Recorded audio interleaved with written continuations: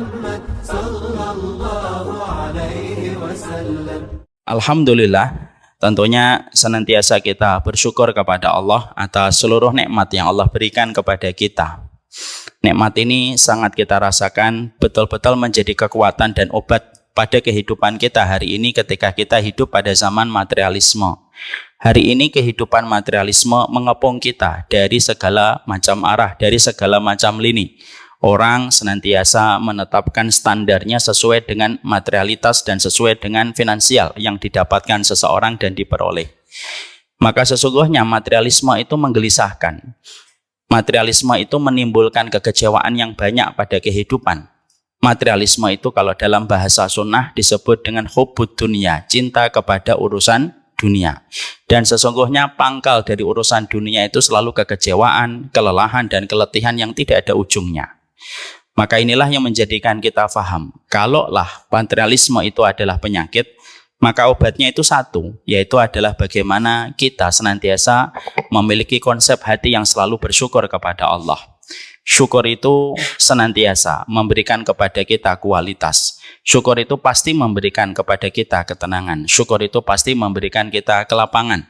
Dan pastinya syukur itu memberikan kepada kita kecukupan. Kalau kita pandai menjadi hamba yang bersyukur.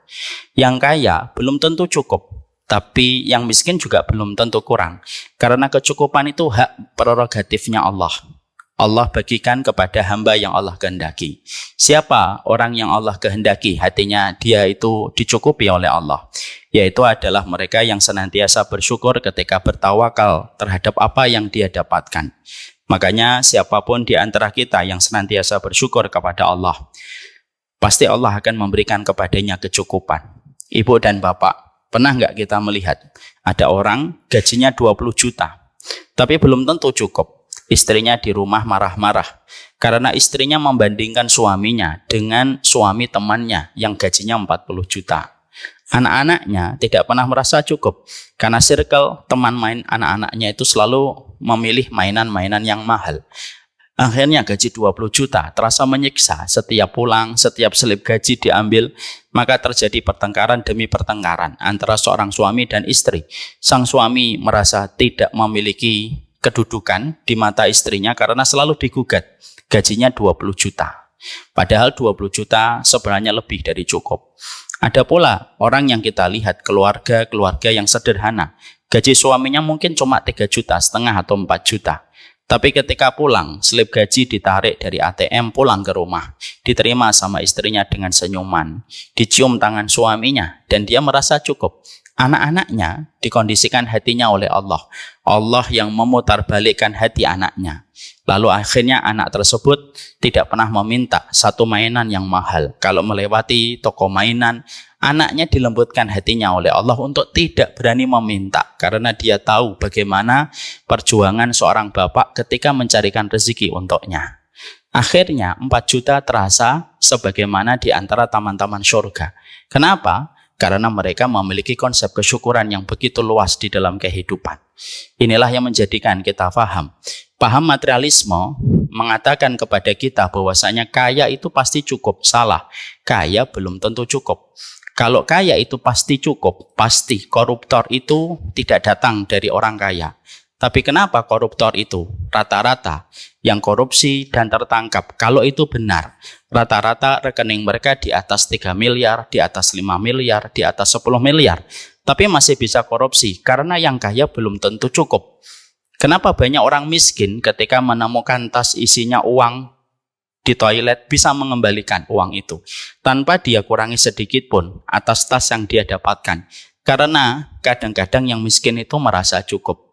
Yang paling mahal sekarang itu bukanlah villa, yang paling mahal bukanlah mobil Ferrari, tapi yang paling mahal itu rasa kecukupan yang hari ini sudah mulai hilang satu persatu di antara hati kita. Karena kita terkondisi dengan materialisme dan terkondisi dengan kapitalisme yang tidak kita sadari sudah masuk kepada ruang dan hati kita di dalam kita menjalani kehidupan. Makanya inilah yang menjadikan kita harus paham, syukurlah atas apapun yang Allah berikan kepada kita. Ketenangan ibu ketika memiliki keluarga simpel, jangan bandingkan suami kita dengan suami orang lain. Ketenangan bapak simpel, jangan pernah membandingkan istri kita dengan istri orang lain. Ketenangan kita punya anak itu simpel, yaitu ketika kita tidak perlu membandingkan anak kita dengan anak orang lain. Tidak perlu mengukur ukuran sepatu kita dengan ukuran sepatu orang. Itulah bagaimana kesyukuran itu penting. Makanya inilah saatnya kita melihat lebih dalam kepada diri kita dan jangan terlalu banyak melihat keluar.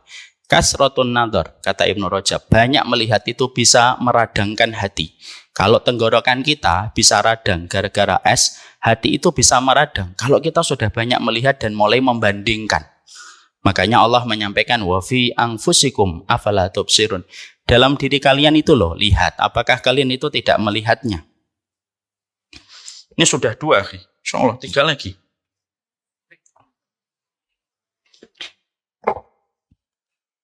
Lumayan berat ini. Makanya inilah yang menjadikan kita harus melihat kepada diri kita atas apa yang Allah anugerahkan kepada kita. Allah itu tidak pernah salah takaran. Kalau Allah salah takaran, pertanyaan kita simpel. Terus yang benar siapa menakar kalau Allah itu salah takaran? Allah itu tidak pernah salah takaran. Yang salah itu ketika hati kita sebagai raja dalam kehidupan kita sudah tidak bisa memberikan kesyukuran atas apa yang Allah takar pada kehidupan kita. Disitulah berbagai macam kegelisahan, keresahan kita akan dapatkan. Dan itulah yang menjadikan kita harus paham. Bukan suami kita yang salah, tapi cara kita melihat suami kita. Bukan yang salah anak kita, tapi cara kita melihat anak kita yang salah. Hari ini ilmu itu banyak. Ibu bisa dapatkan di handphone, ibu bisa dapatkan di iPad, ibu bisa dapatkan di laptop. Didapatkan mudah, ilmu bisa di mana-mana. Yang hilang itu apa? Keberkahan kita melihat suami kita, melihat anak kita, melihat motor kita, itulah yang hilang. Cara melihat lebih berkah atas apa yang Allah berikan kepada kita. Dan itulah yang menjadikan kita akhirnya hilang ketenangan dalam kehidupan kita, hilang kecukupan pada diri kita kalau kita tidak berusaha untuk memberikan kesyukuran setiap waktu. Syukur itu tidak gampang. Syekh Turaifi itu mengatakan kepada kita, sabar dan syukur itu terkadang jauh lebih berat syukur. Sabar itu biasanya hanyalah sepenggal pada episode kesulitan yang kita hadapi. Di situ kita baru kita bersabar. Tiba-tiba ibu sakit, nah di situ bersabar. Tiba-tiba dagangan ibu tidak laku, di situ ibu bersabar. Sepenggal waktu ketika kita menghadapi kesulitan.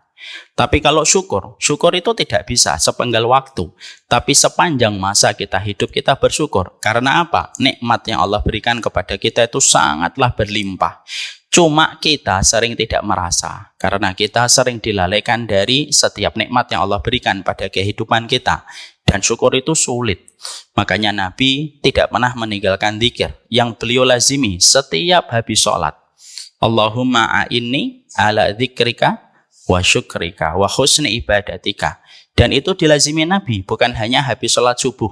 Tidak sebagaimana Allahumma inni as'aluka ilman nafi'an. Tapi dilazimi Nabi setiap habis sholat 5 kali dalam satu hari. Maka itu membuktikan bahwasanya Nabi saja meminta tolong untuk bersyukur. Karena syukur di tengah kelapangan itu tidaklah gampang. Kita kalau naik pesawat ketika dalam kondisi pesawatnya tenang, apa yang biasanya dilakukan penumpang ketika di atas pesawat ketika kondisinya tenang?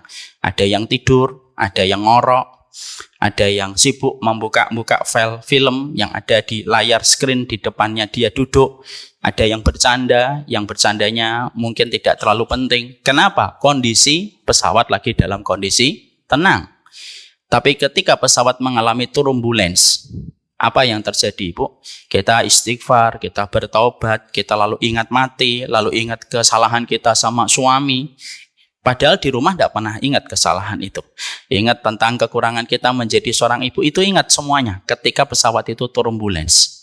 Itu analogi sederhana. Kadang-kadang kelapangan itu sering membuat lupa, tetapi justru kesempitan dan ujian itu membuat kita ingat. Makanya inilah yang menjadikan kita semakin paham. Syukur itu tidak gampang. Syukur itu tidaklah segampang yang kita pikirkan. Banyak orang kalau ditanya, pilih sabar atau syukur, langsung tanpa pikir panjang kita mengatakan syukur dong, lebih gampang daripada sabar. Padahal sesungguhnya syukur itu adalah berat. Mari kita maknai hari pertama, mari kita maknai permulaan hari kita ketika mentari sudah menghangatkan bumi, mulai kita bersyukur atas apapun yang Allah berikan pada kehidupan kita. Syukur tidak menjanjikan kuantitas, tetapi syukur pasti memberikan kepada kita kualitas di dalam kehidupan kita. Syukur atas apapun yang Allah berikan kepada kita. Syukur ibu kepada suami ibu. Suami ibu sudah mau ditinggal pagi-pagi, tidak dimasakkan. Suami ibu makan bubur ayam, ya. Kemudian ibu diberikan motor, diberikan mobil, diberikan berbagai macam fasilitas untuk memberi kesempatan seorang istri untuk belajar. Maka syukurnya wanita tidak diterima sama Allah sampai dia bersyukur kepada suaminya yang telah memberikan kebaikan. Tidak usah bisik-bisik ngomong, lihat-lihat dulu dong suaminya Ustaz. Nggak usah gitu. Yang paling pantas ngomong kayak gitu itu Asiyah binti Muzahim kepada suaminya Fir'aun, dan itu pun tidak pernah ngomong kayak gitu. Ya, mari kita maknai syukurnya kita kepada suami kita. Memang kadang-kadang suami kita tidak sepintar ibu. Kadang-kadang suami kita tidak sebanyak ibu menghafalkan Al-Quran. Tapi mereka rela berjibaku di luar rumah. Mereka rela menanggung pekerjaan dengan risiko nyawa supaya istrinya dan anak-anaknya selalu tercukupi. Memang belum sempurna, tapi kita memahami suami itu harus sempurna, walaupun suami kita memang belum sempurna. Memahami istri itu harus sempurna, walaupun istri kita tidak sempurna. Jadi nanti habis pulang dari sini, nanti kalau ketemu suaminya nanti sore, minta maaf, sampaikan terima kasih atas semua kebaikan yang telah diberikan. Dan itulah arti keberkahan pada pasangan berumah tangga. Caranya melihat suami berbeda dengan caranya mereka yang tidak menuntut ilmu. Jangan sampai ya Bu, suami kita mikir, kamu ini setelah ngaji kok tambah susah diatur gitu. Kalau ada seorang istri yang dikomentari suaminya semacam itu, maaf ya, kalau suaminya nanya, gurumu siapa sih? Tolong jangan sebut nama saya. Semoga Allah memberikan keberkahan setiap urusan kita.